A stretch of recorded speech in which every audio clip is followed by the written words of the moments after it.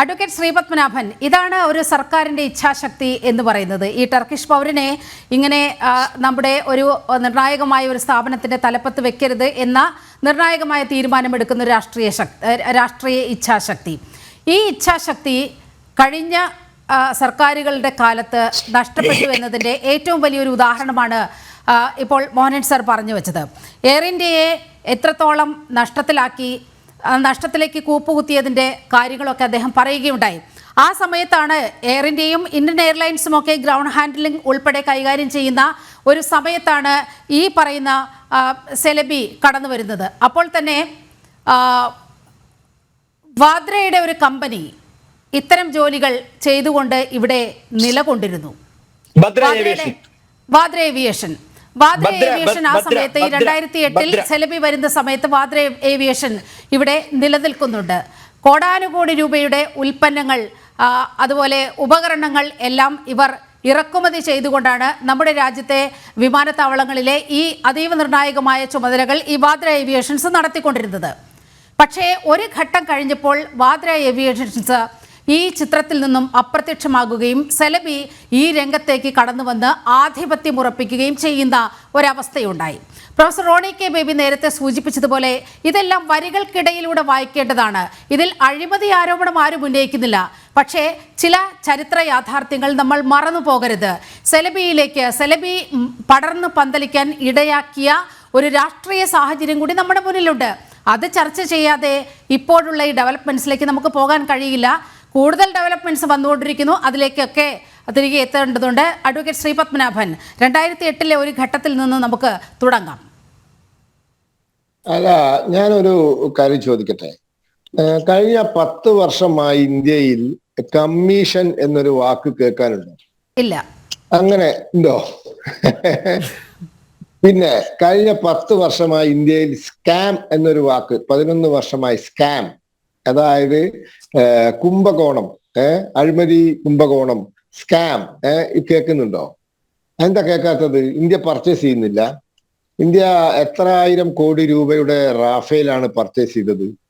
India എത്ര ആയിരം കോടി രൂപയുടെ S-400 ആണ് പർച്ചേസ് ചെയ്തത്? S-400 എന്ന് പറയുന്ന ആ എയർ ഡിഫൻസ് സിസ്റ്റം, അതെ, അത് ഇവിടെ എത്തിയപ്പോൾ നമ്മൾ ഇട്ട പേരാണ് സുദർശന ചക്ര. അത് റഷ്യയുടെ എയർ ഡിഫൻസ് സിസ്റ്റം പർച്ചേസ് ചെയ്തത് 35,000 കോടി രൂപയ്ക്കാണ്. 35,000 കോടി രൂപ, $5.43 ബില്യൺ. $5.43 ബില്യൺ എന്ന് വെച്ചാൽ പാകിസ്ഥാന്റെ ഇപ്പോഴത്തെ വിദേശ നാണ്യ ശേഖരം. പാകിസ്ഥാന്റെ ഇപ്പോഴത്തെ വിദേശ നാണ്യ ശേഖരം മൊത്തം അത്രയാണ്. ഇത് $5 ബില്യൺ. ഇന്ത്യ ഇത് പർച്ചേസ് ചെയ്തത് $5.43 ബില്യൺ എന്ന് വെച്ചാൽ 35,000 കോടി രൂപയ്ക്ക് 2018 പർച്ചേസ് ചെയ്തു. ആ കരാറിനെ അമേരിക്ക എതിർത്തു. ആ കരാറിനെ അമേരിക്ക കൊടുക്കരുത് എന്ന് പറഞ്ഞു. അപ്പോൾ പുടിനുമായി നമ്മൾ സംസാരിച്ച് റഷ്യയുടെ ചില സാമ്പത്തിക പ്രതിസന്ധികൾ, കാരണം റഷ്യ സാമ്പത്തികമായിട്ട് അത്ര പഴയ അവസ്ഥയൊന്നും അല്ലല്ലോ, അറിയാലോ. സോവിയറ്റ് യൂണിയന്റെ തകർച്ചയ്ക്ക് ശേഷം അവർ ഒരുപാട് സാങ്കേതിക വിദ്യയിലൊക്കെ വളരെ മുന്നോട്ട് പോയെങ്കിലും അവര് വലിയ സാമ്പത്തികമായ പ്രശ്നങ്ങളുടെ രാജ്യമാണ്. അവരുടെ അത് കണക്കിലെടുത്ത് അവർക്ക് ഇന്ത്യയുമായി ഡീൽ ഒപ്പിടേണ്ടി വന്നു. Rafale deal. കാർഗിൽ യുദ്ധത്തിന് ശേഷം ഇന്ത്യയുടെ എയർഫോഴ്സിന്റെ ആവശ്യമാണ് നമുക്ക് 4th ജനറേഷൻ ജെറ്റ്സ് വേണമെന്ന്. അത് സംസാരിച്ച് അതിൽ ഏതാണ്ട് റാഫേൽ കൊള്ളാം എന്ന തീരുമാനം എടുത്തപ്പോഴാണ് വാജ്പേയി സർക്കാർ പോയത്. അതിനുശേഷം ഡിഡ് എനിത്തിങ് ഹാപ്പൻ? എന്തെങ്കിലും സംഭവിച്ചോ? ഒന്നും സംഭവിച്ചില്ല. ഒരു ചുക്കും സംഭവിച്ചില്ല. ഒരു ഹെലികോപ്റ്റർ ഡീല് പകുതി വെച്ച് ക്യാൻസൽ. അതിന്റെ അഴിമതി ആരോപണം ഉയർന്നു വന്നപ്പോൾ AK ആന്റണി അത് വേണ്ടാമെന്ന് നിർത്തിവെച്ചു. ഇറ്റാലിയിൽ നിന്നുള്ള ഹെലികോപ്റ്റർ ഡീല്. അതേ സമയത്ത് ഈ റാഫേൽ വന്നില്ലേ? എന്തൊക്കെ ആരോപണങ്ങളാണ് റാഫേലിനെതിരെ ഉന്നയിക്കപ്പെട്ടത്? എന്തൊക്കെ സുപ്രീം കോടതിയിൽ വരെ പോയി അവസാനം മാപ്പ് പറഞ്ഞ് നാണം കെട്ടു. ആ റാഫേൽ ഇല്ലായിരുന്നെങ്കിലോ, S-400 ഇല്ലായിരുന്നെങ്കിലോ എന്തായിരുന്നു അവസ്ഥ? അപ്പോൾ 35,000 കോടി രൂപയുടെ S-400 ഡീല്, 53,000 കോടി രൂപയുടെ ഡൊസാൾട്ട് റാഫേൽ ഡീല്, ഇതൊക്കെ ഇവിടെ യാഥാർത്ഥ്യമായില്ലേ? ഒരു നയാ പൈസയുടെ അഴിമതി ഇല്ലാതെ ഒരു നയാ പൈസയുടെ അഴിമതി ഇല്ലാതെ ഇതിനെ പാര വെക്കാനും ഇതിനെ പൊളിക്കാനും ആവുന്ന പണി, പഠിച്ച പണി 18 നോക്കി. പക്ഷെ ഇതൊക്കെ ഇവിടെ നടന്നില്ലേ? അപ്പോൾ എന്താ സംഭവിച്ചത്? അതാണ് വിൽ പവർ. ചെയ്യും എന്ന് പറഞ്ഞാൽ ചെയ്തിരിക്കും എന്നുള്ള വിൽ പവർ, ഇച്ഛാശക്തിയുള്ള, സത്യസന്ധതയുള്ള ഒരു ഗവൺമെന്റ്. നരേന്ദ്രമോദി തന്നെ പറഞ്ഞിട്ടുണ്ടല്ലോ, കഴിഞ്ഞ 10 വർഷങ്ങൾക്ക് മുമ്പ് ഇന്ത്യയിലെ ചോദ്യം എത്ര പോയി എന്നാണ്.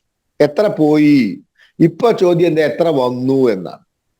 എത്ര വന്നു? ഇപ്പൊ GST ആവട്ടെ, എന്താവട്ടെ, റെക്കോർഡ് GST ഓരോ മാസവും റെക്കോർഡ് കളക്ട് ഇങ്ങനെ വന്നുകൊണ്ടിരിക്കുകയാണ്. അപ്പൊ ഇതാണ് ഈ ഇച്ഛാശക്തിയുടെ ഒരു 2 ഉദാഹരണങ്ങളാണ് ഞാൻ പറഞ്ഞത്. പിന്നെ ഞാൻ പറയട്ടെ, ഈ നമ്മുടെ അന്താരാഷ്ട്ര രംഗത്ത് നമ്മുടെ സാമ്പത്തിക ശേഷി എന്തുകൊണ്ടാണ് ഇന്ത്യക്ക് ഇന്ന് ഇതുപോലെ പെരുമാറാൻ പറ്റുന്നത്? ഒരു രാത്രി കൊണ്ട് അല്ലെങ്കിൽ ഒരു നിമിഷം കൊണ്ട് ഒരു വലിയ കരാറുകാരനോട് പോയിക്കടാ, നാളെ മുതൽ നിന്നെ ഇവിടെ കണ്ടുപോകരുത് എന്ന് പറയാൻ സാധിക്കുന്നത് എന്തുകൊണ്ടാ? ഇന്ത്യയിലേക്ക് ബിസിനസ് ചെയ്യാൻ വരാൻ ആളുകൾ ക്യൂ നിൽക്കുകയാണ്. ഇന്ത്യയിൽ വന്ന് ഇൻവെസ്റ്റ് ചെയ്യാൻ ആളുകൾ എന്തുകൊണ്ടാണ്? India is the 5th largest economy. കഴിഞ്ഞ മാസം വരെ. ഇപ്പൊ പറയുന്നത് ഇന്ത്യ 4th ആയി എന്ന് പറയുന്നുണ്ട്. അതൊരു ഔദ്യോഗിക കണക്കാണോ എന്ന് എനിക്ക് അറിഞ്ഞുകൂടാ.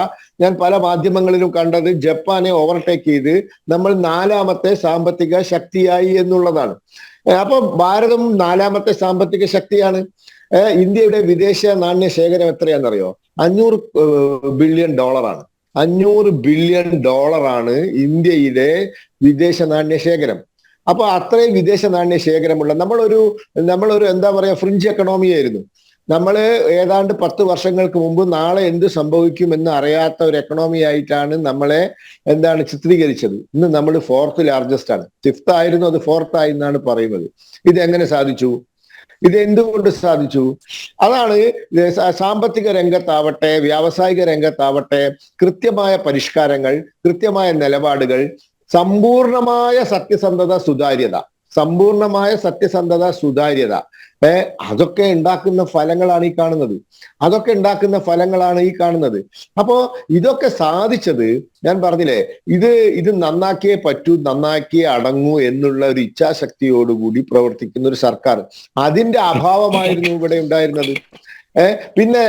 പിന്നെ ഞാൻ പറയട്ടെ, ഇവിടെ ഇപ്പോഴും മുഖ്യധാര രാഷ്ട്രീയ പാർട്ടികൾ പലരും ഇപ്പോഴും ഇരുട്ട് തപ്പുകയാണ്. അവർക്ക് എവിടെയാണ് നിൽക്കേണ്ടതെന്ന് ഇപ്പോഴും മനസ്സിലായിട്ടില്ല. അതാണ് വിഷയം. നിങ്ങളോ ഞാനോ അല്ലെങ്കിൽ ഈ രാജ്യത്തെ സാധാരണക്കാരൻ ആരെങ്കിലും വിശ്വസിക്കുന്നുണ്ടോ അമേരിക്ക സമ്മർദ്ദത്തിൽ ആഴ്ത്തിയാൽ ഇന്ത്യ വെടിനിർത്തൽ പ്രഖ്യാപിക്കുമെന്ന്? പക്ഷെ അത് പറയാൻ ഇവിടെ ആളുണ്ട്. ഞാൻ ചോദിക്കട്ടെ, അമേരിക്കയും ഇന്ത്യയും തമ്മിലെ ട്രേഡ് എത്ര അറിയോ? $400 ബില്യൺ. $400 ബില്യൺ. അതിൽ വലിയ ബെനിഫിഷ്യറി നമ്മളല്ല, നമ്മളെക്കാൾ ബെനിഫിഷ്യറി അമേരിക്കയാണ്.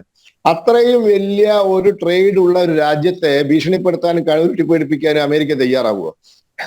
അവർക്ക് അങ്ങനെ ചിന്തിക്കാൻ പറ്റുമോ?